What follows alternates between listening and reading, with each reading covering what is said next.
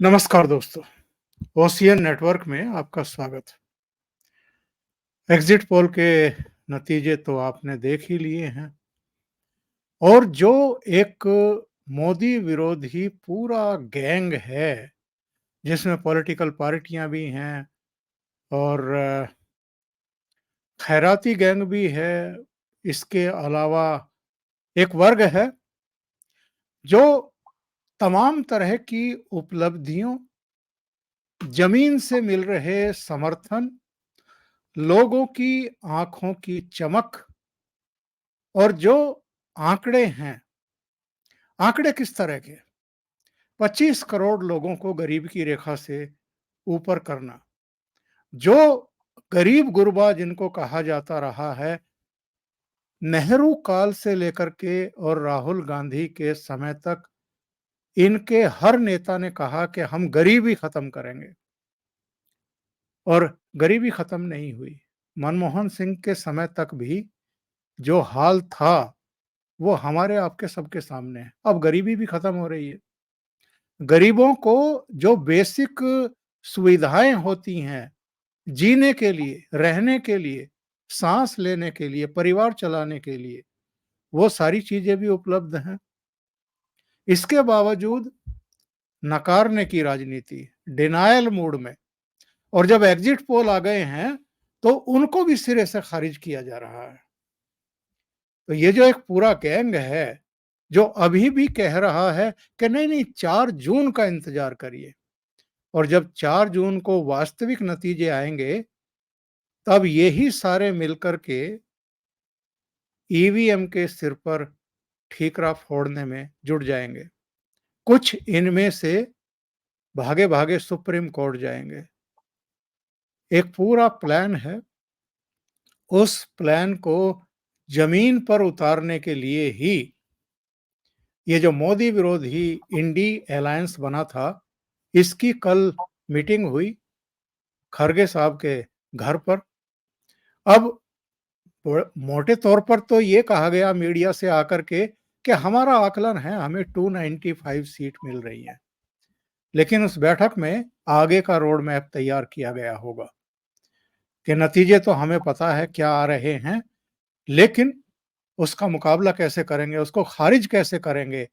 और नरेंद्र मोदी नाम की जो चुनौती इनके सामने तन करके खड़ी हुई है, उसको लेजिटिमेसी ना मिले, इसके लिए हम और क्या-क्या प्रपंच रच सकते हैं, उन बिंदुओं पर बातचीत हुई होगी। इसके अलावा सोशल मीडिया मंचों पर भी एक पूरा गैंग है जो अभी भी हथियार डालने को तैयार नहीं है।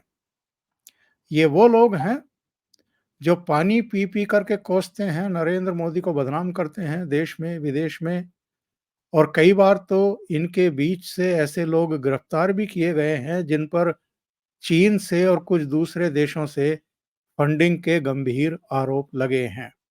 आज हम इसी मुद्दे पर चर्चा करने जा रहे हैं और मेरे साथ बहुत ही आपके चिर परिचित विश्लेषक, वरिष्ठ पत्रकार वीरेंद्र नाथ भट्ट जुड़ रहे हैं लखनऊ से।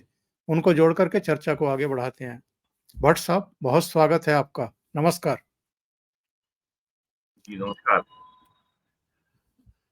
वीरेंद्र जी, सबसे पहले तो हम जरा नरेंद्र मोदी का एक वीडियो का अंश सुन लेते हैं। इससे हमें आसानी होगी कि जो लोग अभी भी गुस्ताखियों पर आमादा हैं, उनको लेकर के नरेंद्र मोदी ने क्या टिप्पणी की थी। अभी पिछले सप्ताह ही ये टिप्पणी आई थी उनकी। तीव्रता है, इसकी उम्र 4 जून तक है। 4 जून के बाद न उनकी हैसियत होगी, न उनका हौसला होगा। सिर्फ और सिर्फ मेरे देश की ताकत होगी, मेरे देश का सामर्थ्य होगा, मेरे देश के लोकतंत्र का सामर्थ्य होगा, मेरे देश के 140 करोड़ नागरिकों का सामर्थ्य होगा, और दुनिया भारत के लोकतांत्रिक सामर्थ्य को नए सिरे से देखना शुरू करेगी।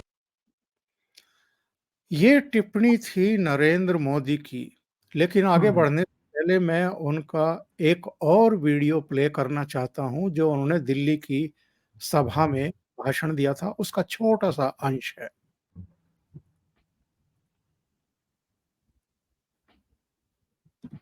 ये इंडी गठबंधन वाले गौर भ्रष्टाचारी भी है।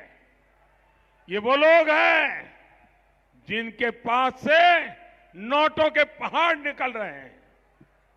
ये लोग रंगे हाथ पकड़े जा रहे हैं। झारखंड हो, पश्चिम बंगाल हो, सब जगह इनका भ्रष्टाचार खुलकर सामने आ रहा है। यहां दिल्ली में तो हम कट्टर भ्रष्टाचारियों का खेल देख रहे हैं। इन लोगों ने दिल्ली के लोगों को लूटने का कोई मौका नहीं छोड़ा। जो लोग राजनीति बदलने आए थे, आज वो लोग दिल्ली के साथ सबसे बड़ा विश्वासघात करके बैठे हैं। ये इंडी वाले गरीब और मध्यम वर्ग की संपत्ति का एक्सरे करना चाहते हैं। इसलिए मैं भी दिल्ली से पूरे देश को एक गारंटी दे रहा हूं, मोदी पिछले 10 साल मैंने जो किया है उससे भी ज्यादा ताकत से, 10 साल में जो किया है उससे ज्यादा, और मैं छुपाता नहीं हूं, इन भ्रष्टाचारियों की संपत्ति का एक्सरे अब मोदी करेगा। शराब घोटाले की कमाई हो या फिर नेशनल हेराल्ड घोटाला हो, भ्रष्टाचारियों से पाई पाई वसूली जाएगी। जिसने लूटा है उसे लौटाना ही पड़ेगा। और ये जो लुटेरे हैं ना, उनका जिंदगी जेल में जाना तय है दोस्तों। वीरेन जी, आपकी टिप्पणी। देखिए, ये जो प्राइम मिनिस्टर ने कहा है, अपने जो आपने क्लिप दिखाए, ये प्रधानमंत्री के 10 साल के कार्यकाल का पूरा एक सारांश है, एक उसकी समरी है कि उन्होंने क्या किया, किस तरह के षड्यंत्रों को उन्होंने झेला और किस तरह के षड्यंत्र किए गए विदेशों से, पैसा विदेश से आया, लेकिन उसको यहाँ पे धरातल पे अंजाम दिया हमारे देश के ही लोगों ने। उसमें कुछ हमारे पेशे के लोग भी शामिल हैं, मीडिया के लोग भी शामिल हैं, नेता लोग भी शामिल हैं, एनजीओ भी शामिल हैं, ये सारे लोग शामिल हैं।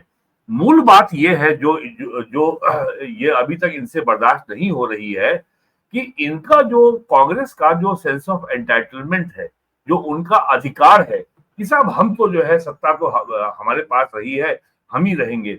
इन्होंने आज तक नरेंद्र मोदी की सरकार की वैधता को स्वीकार ही नहीं किया है, जिसको बोलते हैं राजनीति में मैक्सिमलिस्ट अप्रोच, अधिकतमवादी अप्रोच। हम इस सरकार के अस्तित्व को स्वीकार नहीं करते। इसका परिणाम है कि लगातार गालियां। और आप 10 साल में देखें, ये सरकार के अस्तित्व को, सरकार की वैधता को स्वीकार तो नहीं करते, लेकिन इस सरकार से लड़ने के लिए जो वैलिड और वैध तरीके हैं कि आप सरकार से संसद के अंदर लड़िए, राज्यसभा लोकसभा में मुद्दे उठाइए, बहस करिए, सड़क पे आप जो है पब्लिक ओपिनियन को मोबिलाइज कीजिए, इन्होंने कभी कुछ नहीं किया। मैं देता हूं आपको उदाहरण। पिछले 10 साल में कांग्रेस ने कभी भी राज्यसभा या लोकसभा में किसी विषय पर चर्चा कराने के लिए 2 घंटे, 4 घंटे या 2 दिन की चर्चा कराने का नोटिस नहीं दिया। सबसे ताजा उदाहरण है जुलाई 2023 का। मणिपुर में हिंसा हुई 2023 के शुरू में, उसका वीडियो संसद सत्र के एक दिन पहले लीक हुआ और कांग्रेस ने उस पूरे मानसून सत्र का बहिष्कार किया, सदन को नहीं चलने दिया। सरकार की ओर से लगातार कहा गया हम पूरे विषय पर चर्चा करने को तैयार हैं, विपक्ष के हर सवाल का उत्तर देने को तैयार हैं, लेकिन ये चर्चा से भाग गए। इन्होंने कभी इसके ऊपर डिबेट नहीं कराई।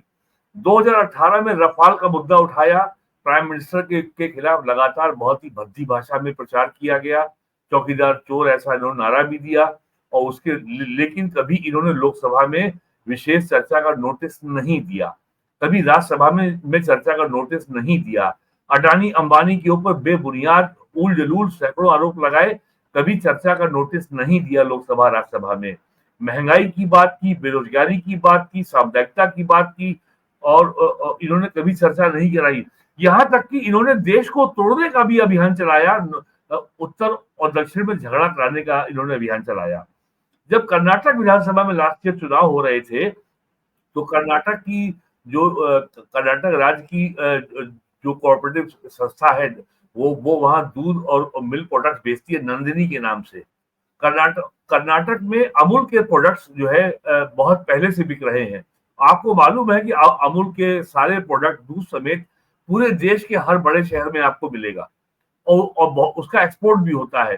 तब इन्होंने उसको इतने इतने भद्दे तरीके से इन्होंने पेश किया कि ये साहब जो है गुजरातियों को लाना चाहते हैं, और गुजरात पे कब्जा कर, और यहाँ चाहते, और ये कर्नाटक के किसानों के हित के खिलाफ जाकर के यहाँ चाहते हैं कब्जा करवाना गुजरात का। तो हर तरीके से नफरत को फैलाना, देश की एकता अखंडता की भावना पे, मूल भावना पे आघात करना। अभी इसी साल दिल्ली में डीके शिव कुमार, कर्नाटक के मुख्यमंत्री के बड़े छोटे भाई या बड़े भाई एमपी हैं, उन्होंने कहा कि हम तो अलग राज्य बनेंगे। यहाँ तक कहा कि हम जो है केंद्र को ज्यादा राजस्व देते हैं, हमको मिलता कम है, जो कि बात बिल्कुल बेसिर पैर की थी। तो इतना कुछ चल रहा है, आपने 10 साल में कभी किसी मुद्दे पर सदन में चर्चा क्यों नहीं की? किसान आंदोलन में 3 कृषि कानूनों को लेकर के 1 साल तक जिहाद चला दिल्ली हरियाणा बॉर्डर के बीच के ऊपर। क्या कभी चर्चा की मांग की कांग्रेस ने हाउस के अंदर? कभी नहीं की। लेकिन अब 10 साल बाद 2 बातें बहुत साफ हो गई हैं। पहली बात, 1984 के बाद, यानी 1989 से लेकर 2024 तक, इन 35 सालों में लगातार ये 10वां लोकसभा चुनाव है जब कांग्रेस को लोकसभा में बहुमत नहीं मिलेगा। 9 में तो नहीं मिला, 89 से लेके 2019 तक नहीं मिला। ये लगातार तीसरा लोकसभा चुनाव है 14, 19, 24 जब कांग्रेस को सीटें 100 से कम आ रही हैं। तो कांग्रेस को जो अब जो है, जो कंफर्टिंग लाइज है, जो आराम देने वाले, कान में शहद घोलने वाले जो झूठ हैं, जैसे कि अडानी का लोन माफ कर दिया। समाजवादी पार्टी के अध्यक्ष ने जब कैंपेन शुरू किया सहारनपुर से पहले फेज में, तब अडानी का जो कर्जा माफ हुआ था वो 4 लाख करोड़ था। बलिया पहुंचते पहुंचते 7वें फेज, अंतिम फेज में वो बढ़ते बढ़ते 24 लाख करोड़ हो गया। जबकि सत्य ये है कि अडानी या अंबानी की कोई कंपनी का, किसी भी कंपनी का जो स्टॉक मार्केट में लिस्टेड है, उसका कभी कोई लोन आज तक जो है एनपीए नहीं हुआ, बैड लोन नहीं हुआ। जब बैड लोन नहीं हुआ तो वो इंसॉल्वेंसी बैंक्रप्सी बोर्ड में नहीं गया। ये किस आधार पे कह रहे हैं, ये लोग ये नहीं बताते। और दूसरा एक है डिस्कम्फर्टिंग ट्रुथ, जो ऐसा सत्य जो आपको परेशान करता है। यानी भारत सरकार ने, नरेंद्र मोदी सरकार ने पिछले 8 सालों में 38 लाख करोड़ रुपया देश के नागरिकों के खाते में सीधे भेजा। 14 करोड़ लोगों को एलपीजी कनेक्शन मिले, 4 करोड़ लोगों को आवास मिले। 2014 तक 17% आबादी को गांव में सीधे पेयजल की सप्लाई हो रही थी पाइप वाटर से। आज वो संख्या बढ़कर के लगभग 80% पहुंच गई है। अगले 5 सालों में वो 100% हो जाएगी। अकेले यूपी में 1.5 करोड़ से ज्यादा लोगों को पावर, बिजली कनेक्शन दिए गए। अब ये तथ्य ऐसे हैं जिससे विपक्ष को बेचैनी होती है। और गांव-गांव जो पानी पहुंच रहा है, उससे समाजवादी पार्टी को इतनी परेशानी है। अभी पिछले वर्ष अगस्त में यूपी विधानसभा में समाजवादी पार्टी के नेता है लालजी वर्मा, जो इस समय इलेक्शन लड़ रहे हैं अम्बेडकर नगर से लोकसभा का, उन्होंने सदन में मुद्दा ये उठाया कि साहब जो गांव-गांव में पाइपलाइन डाली जा रही है, उससे जो गड्ढे हो गए हैं, उससे लोग साइकिल पे चलने में लोगों को असुविधा हो रही है और लोग गिर रहे हैं, चोट खा रहे हैं। तो उन्होंने एक शब्द ये नहीं कहा कि गांव में पानी पहुंच रहा है। बुंदेलखंड ऐसा इलाका जो हमेशा सूखे के लिए से हमेशा पीड़ित रहता है, परेशान रहता है, वहां के लोगों के लिए चमत्कार हो रहा है। महाराष्ट्र में चमत्कार की खबरें आ रही है कि वहां पानी पहुंच रहा है। तो मामला केवल ये है। और दूसरी बात ये है, जो प्राइम मिनिस्टर ने अपने पहले भाषण में लोकसभा में 28 या 29 मई 2014 को कहा था कि हमें औपनिवेशिक मानसिकता से मुक्ति पानी होगी, हमें अपने माइंड को डीकोलोनाइज करना होगा। हम और भारत की 1200 साल की जो गुलामी की हमारे ऊपर बोझ है उससे हमें मुक्त पाना होगा। प्राइम मिनिस्टर ने करके दिखाया। प्रगति मैदान में भारत मंडपम का निर्माण, उसके सामने भगवान नटराज की 26 टन की मूर्ति, नए संसद भवन का निर्माण, संसद भवन के ऊपर शेरों की मूर्ति की स्थापना। उसमें विपक्ष को आपत्ति की साहब शेर बड़े गुस्से में है। अब शेर क्या बिल्ली होते हैं क्या जो मुस्कुराते म्याऊं म्याऊं करते हैं? संसद भवन के अंदर चोल वंश के राजाओं के का जो राज्य की सत्ता का प्रतीक है सेंगोल, उसका प्रवेश। चोल राजवंश 1000 साल चला है और उसने पूरे साउथ ईस्ट एशिया में राज किया है। तो ऐसे काम लगातार हो रहे हैं दिल्ली में। और एक और बना है यशो भूमि द्वारका में दिल्ली में, और काशी विश्वनाथ कॉरिडोर की स्थापना, उसका उद्घाटन पीएम ने किया नवंबर 2021 में। अयोध्या में जनवरी 22 को राम मंदिर की प्राण प्रतिष्ठा। तो ये जो डीकोलोनाइजेशन कैंपेन है, भारत की व्यवस्था को, भारत की राजकाज को, भारत की प्राचीन सभ्यता में जो हमारा राज्य शास्त्र है, जो हमारी स्टेट क्राफ्ट है, उसको मूल्यों पे चलाया जाएगा, ना कि जो मान्यताएं, जो संवैधानिक मान्यताएं, जो कानून जो अंग्रेज यहाँ स्थापित कर गए थे और जो आज भी संविधान के रूप में जिंदा हैं, उनके आधार पर ये देश नहीं चलेगा। और सबसे ताजा उदाहरण है जो आपके क्रिमिनल लॉ के जो 3 नए कानून आ गए हैं, भारतीय न्याय संहिता, भारतीय दंड संहिता और भारतीय साक्ष्य अधिनियम। इससे भी लोगों को परेशानी हो रही है। तो और कांग्रेस जो है वो बिल्कुल अपने आप में पोस्ट कॉलोनियल ऑर्डर है। जैसा अंग्रेज छोड़ गए थे, कांग्रेस ने उसको ही आगे बढ़ाया है। तो जिस तरीके से नरेंद्र मोदी भारतीय व्यवस्था का, भारतीय समाज का, भारतीय मन का, भारतीय मानस का भारतीयकरण कर रहे हैं, वैसे वैसे कम्युनिस्टों को और कांग्रेस को बेचैनी बढ़ेगी और ये कम नहीं होने वाली है। आप देख लीजिएगा आने वाले दिनों में ये रोज नए षड्यंत्र करेंगे, रोज किसी ना किसी मुद्दे पे ये दिल्ली की सड़कों पे ये लोग जो है कोई ना कोई उपद्रव करेंगे, धरना करेंगे, प्रदर्शन करेंगे और हर संभव तरीके से ये भारत की सरकार को और नरेंद्र मोदी को ग्लोबल प्लेटफॉर्म पे, विश्व के पटल पे कहीं ना कहीं बदनाम करने का जो इनका अभियान 10 साल से चल रहा है, वो आगे भी जारी रहने वाला है। और एक नई बात आज और हुई है कि 1 जून को पोलिंग समाप्त हुई है और आज 2 जून को 24 घंटे के अंदर राहुल गांधी जो कांग्रेस के कुल देश में उम्मीदवार थे, लगभग 335 या 326, उन सबसे आज वर्चुअल मीटिंग कर रहे हैं। राहुल गांधी में इतनी एफिशिएंसी कहां से आ गई कि अभी केवल एग्जिट पोल आया है और वो जो है सारे कैंडिडेट से पूरे भारत में वर्चुअल मीटिंग कर रहे हैं, की तैयारी कर रहे हैं। और आज ही जयराम रमेश का ये दावा आया है कि हम 295 सीट जीत रहे हैं। तो ये सारी चीजें बता रही है कि आने वाले दिनों में भी ये शांत नहीं बैठने वाले हैं और इनकी घृणा का जो अभियान है वो जारी रहेगा। और आपने भी देखा है कि फरवरी, मार्च, अप्रैल में और मई में भी किस तरीके से इलेक्शन की प्रोसेस को, चुनाव की प्रक्रिया को कलंकित करने का, विशिएट करने का, उसके प्रति लोगों के मन में शक पैदा करने का, उसकी विश्वसनीयता को घटाने का जो षड्यंत्र किया गया। लगातार सुप्रीम कोर्ट में लगातार पिटीशन दाखिल की गई, हालांकि सुप्रीम कोर्ट ने चुनाव प्रक्रिया में हस्तक्षेप करने से इनकार किया। और बाद में जो chief election commissioner Rajiv Kumar का बयान भी आया है पिछले रविवार को कि इस बात की जांच होनी चाहिए कि ऐसा ये सारे मुद्दे एकाएक चुनाव की घोषणा होने के बाद कैसे शुरू हो गए। और अभी भी जारी है इनका प्रयास। आज भी कांग्रेस जा रहा है चुनाव आयोग से। वीरेंद्र जी, एक आंकड़ा दिखाता हूं मैं आपको भी और दर्शकों को भी।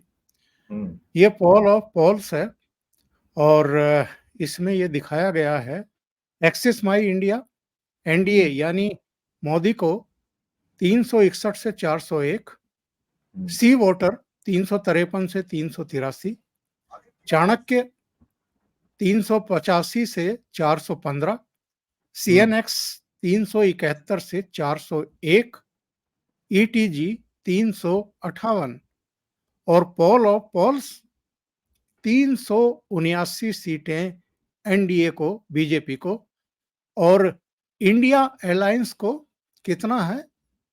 131 से 166, 152 से 182, 86 96 से 118, 109 से 139, 132 और पोल ऑफ पोल्स 136, यानी 166 से ज्यादा कोई इनको दिखा नहीं रहा। इन्होंने आंकड़ा दिया है 295 का। अभी राहुल गांधी का एक बयान आया है मीडिया में, तो वो कह रहे हैं कि ये जितने एग्जिट पोल आए हैं, एक्सिस माई इंडिया का, सी वोटर का, चाणक्य का, सीएनएक्स का, ईटीजी का, ये सब मोदी जी के एग्जिट पोल हैं। यानी मोदी जी ने ही सबको भेजा है और सबने उसे जारी कर दिया है। इससे पहले कि हम आगे बढ़ें, हम जरा प्रशांत किशोर का देख लें। कुछ दिन पहले का बयान है, तब तक तो ये एग्जिट पोल आए भी नहीं थे। इन्होंने कहा था कि बीजेपी की सत्ता में वापसी हो रही है क्योंकि पीएम मोदी के खिलाफ कहीं गुस्सा नहीं है। पश्चिम उत्तर में भी बीजेपी को नुकसान होता हुआ दिखाई नहीं दे रहा है। अच्छा, ये एक आंकड़ा इन्होंने जारी करवाया है। इन्होंने कहा है कि सब एग्जिट पोल देखिए 2004 के। भारतीय जनता पार्टी को एवरेज जो सारे का, जी न्यूज का, आज तक का, सहारा का, स्टार न्यूज का, उनका जिस्ट औसत 250 सीटें दे रहे थे बीजेपी को, और 2004 में बीजेपी सत्ता से बाहर हो गई है। ये सब चीजें जो जारी की करवाई जा रही है, जिस तरह के बयान हो रहे हैं और जिस तरह की पेशबंदी हो रही है, मीटिंग करना, वर्चुअल मीटिंग करना प्रत्याशियों से, फिर दावेदारी करना, एग्जिट पोल को बिल्कुल ये कह देना कि नहीं नहीं ये तो मोदी जी ने जारी किए हैं, और सारी एजेंसियों ने उन्हीं को, मीडिया हाउसेस को जारी किया है। ये क्या शो करता है? ये अपनी हरकतों से बाज नहीं आएंगे अभी भी। मैंने पहले बता दिया आपको। देखिए, पहली बात तो ये है कि 2004 से 2024 के बीच में 20 साल का अंतर है, और इन 20 सालों में सेफोलॉजी की टेक्नोलॉजी का बहुत विस्तार हुआ है, और इंफॉर्मेशन टेक्नोलॉजी का बहुत विस्तार हुआ है, कम्युनिकेशन का विस्तार हुआ है, गांव-गांव इंटरनेट अब पहुंच गया है, लोगों का परसेप्शन जो है अब डेली अपडेट होता है। प्लस अब जो सैंपल बेस है वो बहुत बड़ा हो गया है, और अब जो सेफोलॉजी की कंपनियां जो काम करती हैं वो राउंड द ईयर पोल की ट्रैकिंग करती हैं। ऐसा नहीं है कि वो केवल पोलिंग के दिन गांव चले जाते हैं, पोलिंग बूथ चले जाते हैं और जाके लोगों से बात करके ले आते हैं। वो लगातार उनके स्टेशन बने हुए हैं। जैसे यूपी में कई पोलिंग ये सेफोलॉजी सर्वे कंपनीज के यूपी में कम से कम 4 स्टेशन हैं। ईस्ट में है, वेस्ट में है, और सेंट्रल में है, बुंदेलखंड में है, एक मेरठ में है, अलीगढ़ में है, झांसी में है, और आजमगढ़ में है, या और सोनभद्र में है। ऐसे बने हुए हैं। तो वो पहली बात तो वो लगातार करते रहते हैं।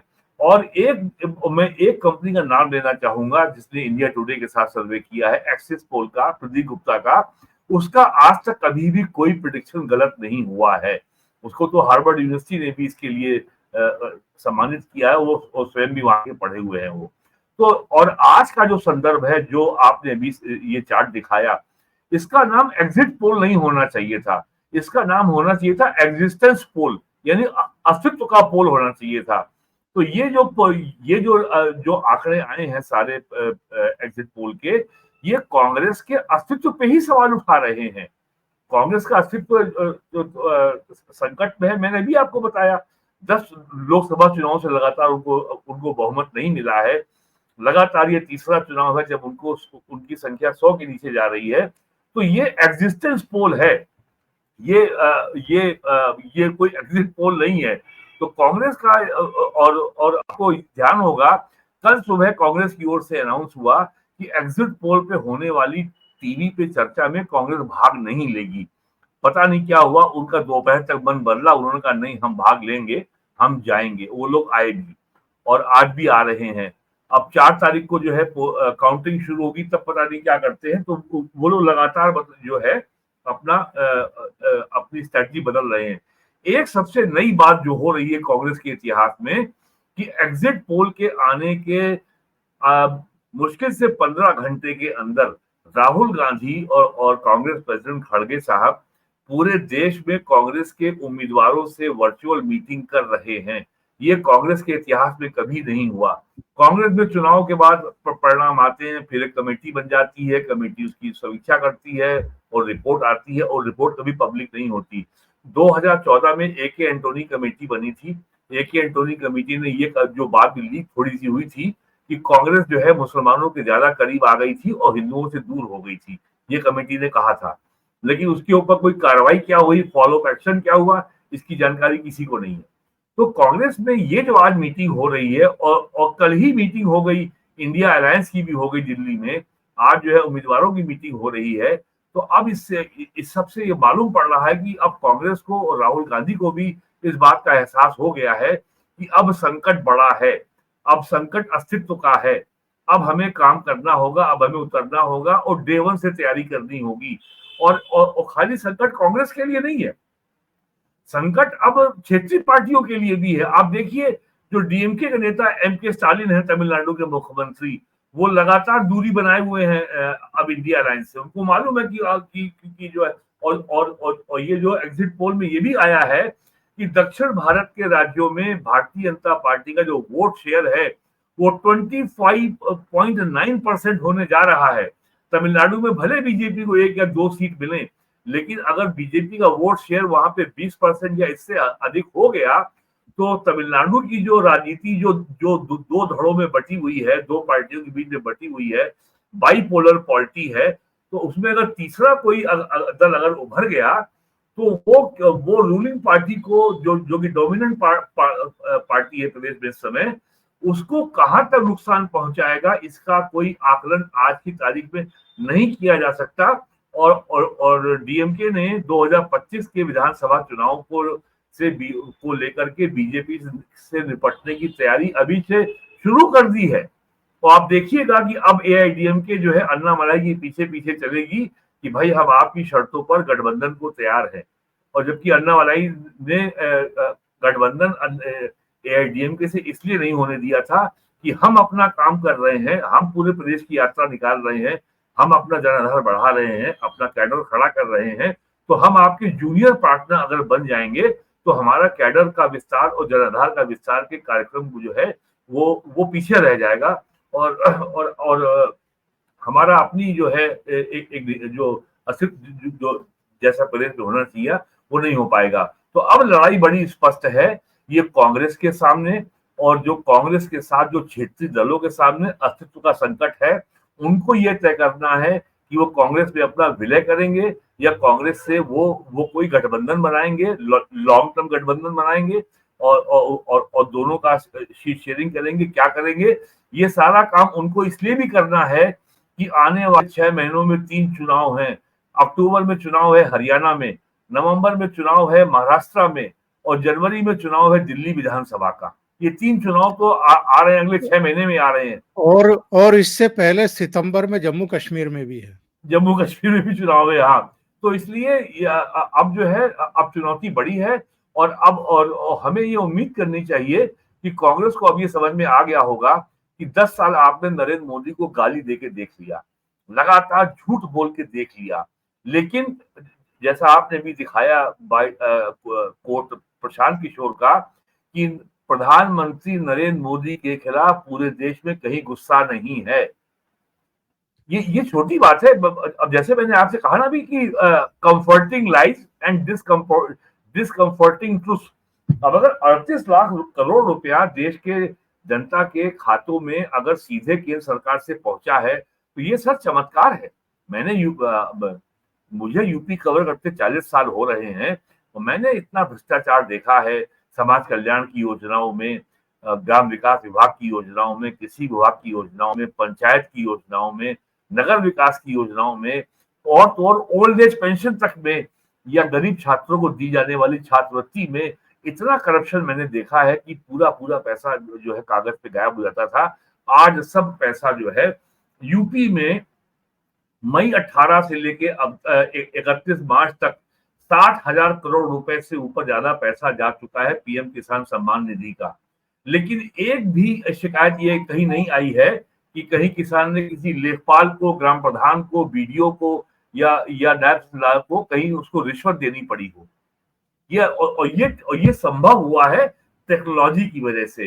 ये किसी व्यक्ति विशेष की का इसमें चमत्कार नहीं है, लेकिन व्यक्ति विशेष को श्रेय इसलिए है कि केंद्र सरकार ने अभियान के तौर पर एक वॉर फुटिंग के रूप में इन योजनाओं के इम्प्लीमेंटेशन को पारदर्शी और जवाबदेह तरीके से लागू किया और ये सुनिश्चित किया कि इसका लाभ जो इंटेंडेड बेनिफिशियरी है, जो वास्तविक लाभार्थी, उस तक पहुंचे।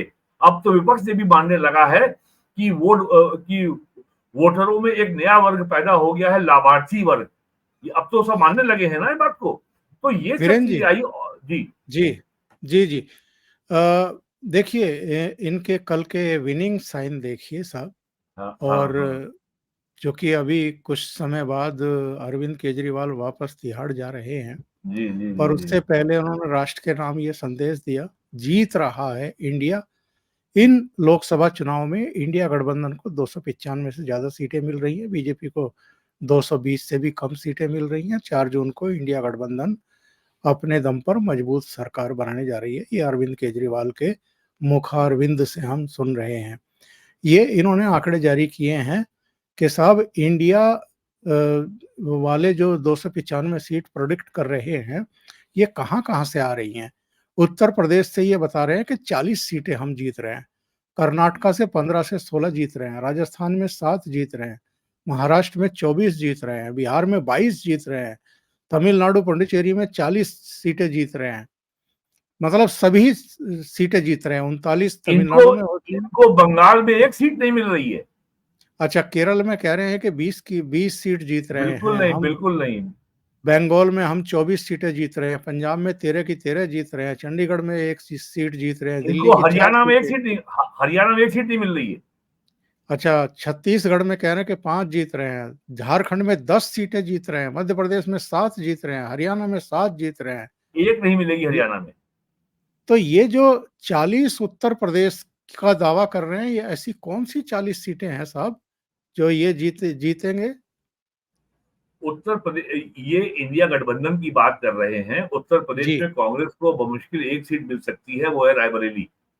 बाकी समाजवादी पार्टी का तो ये हाल है कि अखिलेश यादव की स्वयं का जो सीट है कन्नौज, उस पे समाजवादी पार्टी के लोग ही आश्वस्त नहीं है कि सीट हमारी निकल रही है। वो आजमगढ़ के प्रति आश्वस्त नहीं है। वो मानते हैं बदायूं हम हार चुके हैं, गाजीपुर हम हार चुके हैं, और रामपुर हम नहीं जीत रहे, मुरादाबाद हम नहीं जीत रहे। तो ये केवल जो है इसको बोलते हैं ग्रैंड स्टैंडिंग, कि हम जो है हम बड़े बहादुर हैं, हम डटे हुए हैं। तो ये केवल दावे किए हैं। और अब तो सर केवल जो है 24 घंटे की बात और रह गई है। कल बस यानी एक दिन पूरा है सोमवार का। मंगल को तो इस समय तक पूरी तस्वीर साफ हो चुकी होगी।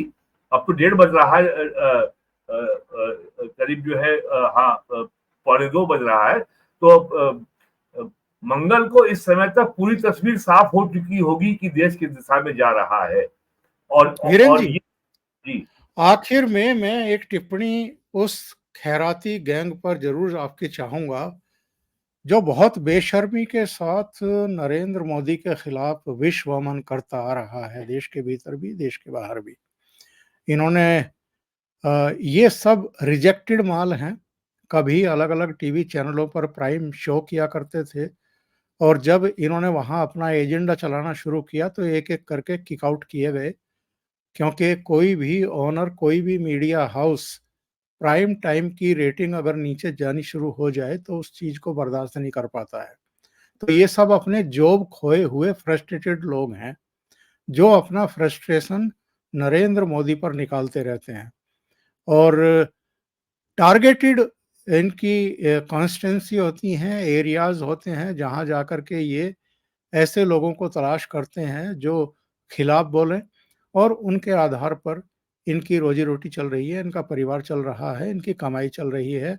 मिलियंस में इनके सब्सक्राइबर हैं, और अभी भी एग्ज़िट पोल आने के बाद भी, और एक भी एग्ज़िट पोल ऐसा नहीं आया है जो उस दिशा में इशारा ना कर रहा हो।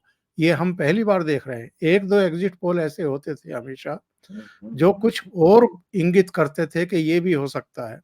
लेकिन सारे एग्ज़िट पोल एक ही दिशा में जा रहे हैं, और बेस लाइन सबकी 360 सीटें हैं। यानी 360 तो एनडीए को आ ही रही हैं, उसके ऊपर भी जा सकती हैं, जितनी जा सकती है वो। इसके बावजूद ये लोग कह रहे हैं कि 4 जून का इंतज़ार करिए, 4 जून को कुछ और रिज़ल्ट आएँगे। ये जो खैराती गैंग है, इसका क्या होने वाला है? या ये देखिए ऐसे देखिए ही ऐसा है, इसी तरीके से काम करते रहेंगे?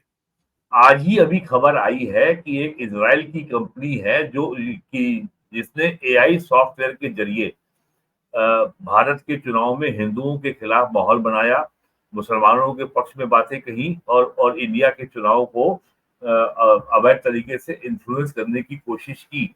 भारत सरकार की ओर से ये इंडिकेशंस आए हैं कि भारत में जितने सोशल मीडिया प्लेटफॉर्म हैं, they are all owned by Americans. Google है, फेसबुक है, मेटा है, हम लोग जिस पे बात कर रहे हैं यूट्यूब पे, ये भी सब ओन बाई मेटा है, व्हाट्सएप है, लिंक्डइन है, सब उन्हीं के ओन्ड है। तो अब इनके खिलाफ कार्रवाई तय है। और जिस तरीके से ये आपके यूट्यूब ने सरकार के जो लोग भारत के साथ हैं, जो लोग मोदी के खिलाफ जहर नहीं उगलते हैं, उन सबकी रीच को रेस्ट्रिक्ट किया हुआ है, कम किया हुआ है, ताकि उनकी बात ना आ जाए। और जबकि जो सरकार के खिलाफ उलझलूल रोज विश्वभर करते हैं, उन सबको मिलियंस में व्यूज मिल रहे हैं, जिसको कहते हैं बॉट्स। अब आप बताइए, एक साहब हैं जिसका नाम है राठी साहब, वो जर्मनी का, उसको नाम दिया गया जर्मन कॉकरोच। उसको व्यू मिल रहे हैं रवांडा में, पैसिफिक ओशन आइलैंड में। वहां कौन जानता है हिंदी, वहां कौन जानता है नरेंद्र मोदी को या बीजेपी को, या इवन इफ दे नो, क्या वो इंडिया में वोट करने आएंगे? तो ये सोशल मीडिया और ये तो ग्लोबल मीडिया है। इसके जरिए भारत के चुनाव में षड्यंत्र करके, और प्राइम मिनिस्टर ने इसके बारे में साफ इशारा भी किया है। आपने उनका क्लिप भी दिखाया है, और उन्होंने ये कहा है कि इंटरव्यू में कि उनको ऐसा नहीं करना चाहिए था। और मैं तो हमेशा कहता रहा हूं कि नरेंद्र मोदी के तीसरे कार्यकाल में अशोक चक्र नहीं चलेगा, अब चलेगा सुदर्शन चक्र। और शिशुपाल को 100 गाली देने की छूट थी। ये सब लोग गाली देने वाले 100 गाली से बहुत आगे जा चुके हैं। और ये प्राइम मिनिस्टर कह भी चुके हैं कि तीसरे कार्यकाल में बड़े बड़े फैसले होंगे। उन्होंने आरबीआई की जो एनुअल इवेंट था पिछले महीने अप्रैल में, उन्होंने कहा था तैयार रहिए, दमादम फैसले होने वाले हैं। और आप सोचिए ना, बॉम्बे स्टॉक एक्सचेंज 2014 में 25,000 था, आज वो 75,000 के ऊपर है। 100 टन हमारा सोना हम वापस ले आए। रिजर्व बैंक ऑफ इंडिया ने जो डिविडेंड दिया है भारत सरकार को, वो 2.11 लाख करोड़ दिया है।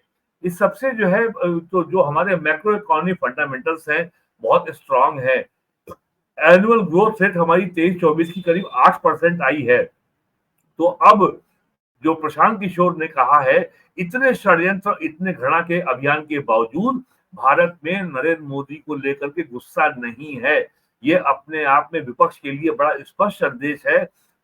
ये डेमोक्रेसी है, सरकार का विरोध करना, सरकार के खिलाफ संघर्ष करना आपका अधिकार है। तो जो संवैधानिक तौर तरीके हैं, जो संवैधानिक प्लेटफॉर्म है, उन पे लड़िए। और ये जॉर्ज सोरोस के पैसे के बल पर, विदेशों से मिलने वाले पैसे के बल पर, और जो विदेशी षड्यंत्र की जो साजिश है, उसका हिस्सा मत बनिए, आप स्वयं लड़िए। तो अब तक तो ये विदेशी ताकतों के एक प्यादे और टूल बन के रहे हैं। और मेरा ख्याल सरकार की ओर से इस पर भी कोई बड़ा फैसला जल्दी ही होगा, तो सामने आएगा हमारे सामने। बहुत बहुत धन्यवाद वीरेंद्र नाथ भट्ट साहब, आप थैंक जुड़े। You sir. ओशियन नेटवर्क के लिए आपने इतना समय निकाला। Thank you so much. Okay sir. नमस्कार।